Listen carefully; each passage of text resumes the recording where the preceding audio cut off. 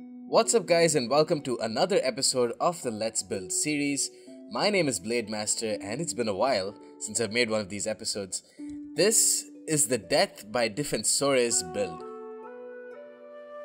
The Death by Defensores build is a Western Roman Empire build that actually manages to be both aggressive and tanky, mainly due to its excellent melee infantry, while also adding some deadly javelin units into the mix to make up for the rather below average melee cavalry options and shock cavalry options that the Western Roman Empire possesses.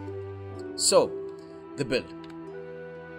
You need 3 Elite Palatina and 4 Armigeri Defensores. These guys will form your deadly melee infantry component, the Elite Palatina being very aggressive with their high melee attack and incredible weapon damage. You can see the weapon damage of 50 there and 62 melee attack. And the Defensores being incredibly cost effective with high health and armor to provide crucial staying power in your army. You can see the 42 melee attack is very good for a unit that's that cheap. Health at 122 and armor at 45 is excellent. Next, we have 4 Scolae Palatinae and 2 Cataphractii to of course form the very crucial cavalry component of your army. We also have 1 Noble Foederati Javelin Men, and these Javelin Men, very expensive units, will absolutely crush any cavalry that falls in range of their javelins. On the other flank, we also have 1 Levis Armature. Both of these units are simply the cavalry killers and will be used for the sole purpose of killing enemy cavalry. Finally, we have 4 Funditores up in front to form the very crucial long-range skirmish component of your army. So how do you make this build? How does this build work? The key difference from this build from the other builds is the way you make your army, or the way you position your army or deploy your army. You have your Funditores way up in front, put them in loose formation. This is going to be crucial. Yes, loose formation makes them more susceptible to missiles through the contradictory workings of the of Total War Attila. You need to put them in loose formation. Hang on with me here. Next, you need to keep your Cataphractii along with your Elite Palatina as your main infantry line. The way you do this is mix the unit cards of the Cataphractii, drag and drop the Cataphractii in between the Elite Palatina, and then just drag a straight line in order to make them as wide as possible and make a line of these guys. Now, why is this? This is so that you have a clear space with your Cataphractii, your shock cavalry, onto enemy infantry, which will almost always be in the center of your opponent's army. Now, the problem with just having these guys as the front line is that your Elite Palatina, who are very susceptible to enemy cavalry charges, will get destroyed by a cavalry charge. To protect them, you have your Scolae Palatinae, whom you're going to keep right in front of your Elite Palatina. So the way this works is your Cataphractii can get uninterrupted charges in here. If they have to pass through the slingers, they'll be able to pass through the Funditores very easily, since they will be in loose formation and not in regular formation. If they're in regular formation, then their charge will be impeded. If they are in loose formation, their charge will not be impeded. So that's how the front line works. The second line of Armigeri Defensores is just as crucial, if not more crucial, to the functioning of this build. And I'll explain how in a few seconds. Right, so here is the second line at work. The Elite Palatina have rapid advance, which makes them excellent at supporting cavalry. Problem is, they won't last very long. So for that, you need an infantry that lasts long. So you drop the extra Armigeri Defensores into the cavalry blob, and with their 42 melee attack, they'll do very, very well.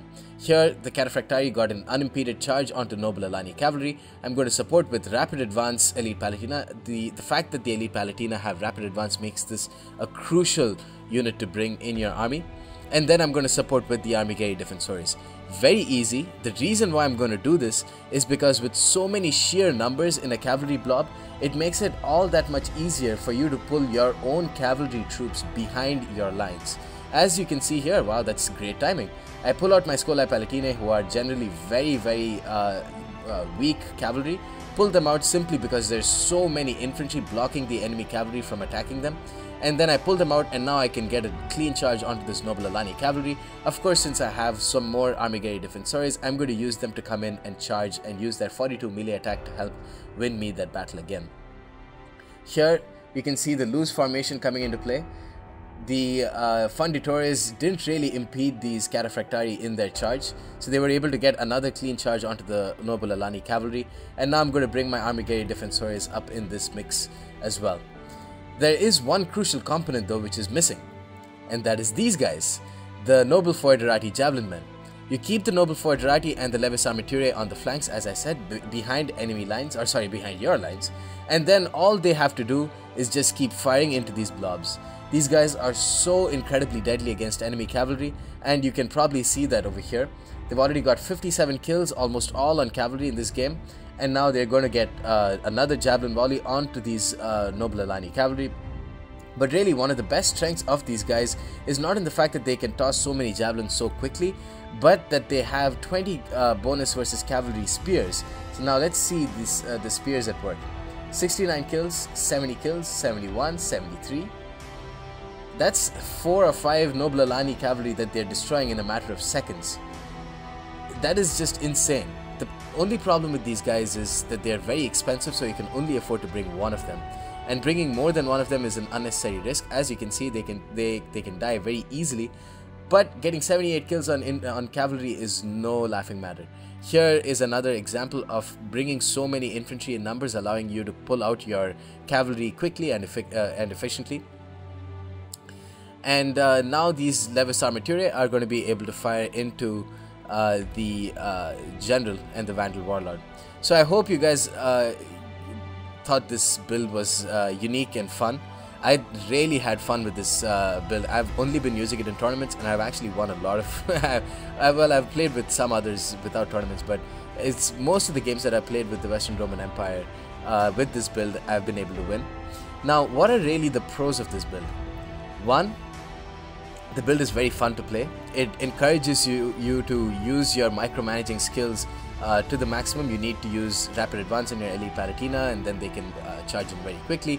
You need to be able to pull out your cavalry very quickly once the Armigeri Defensores come in and blob up.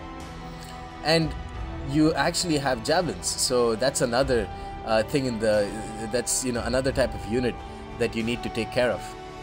But all in all, it's a very fun build to play with. Number 2, if you're looking at this strictly from a tournament perspective, then bringing Western Roman Empire 1 confuses your opponent because he doesn't know why you're going to pick such a shit faction. Number 2, it allows you to pick a shit faction and then save up your really good factions for later. So you now get the luxury of picking a crap faction, giving you access to Burgundians and etc. and Huns later on in the tournament. But you have an actually decent chance to win the tournament now because you've got this build, and this build is actually really good. You can see against Vandal Berserkers and Noble Germanic Swordsmen, Armigeri Defensores getting a double experience chevron. Here, Armigeri Defensores holding the line incredibly well for the entire game, getting 197 kills on Vandal Berserkers and withstanding Noble Alani charges as well. The main reason why this build works is because of the overpoweredness of the Armigeri Defensores. There is really few units that are as cost effective as them in their price range. The only reason why people aren't complaining about them is because the Western Roman Empire roster is really bad compared to other factions. Anyways guys, that concludes this episode of the Let's Build series. Hope you enjoyed it, and let me know what your feedback is. This is an episode that I didn't plan out as much as my other episodes. I've been kind of just talking about it on the fly. Some of it was kind of scripted, but most of it wasn't. And hope you guys enjoyed this kind of style, and let me know if you did, and stay tuned for more. Peace.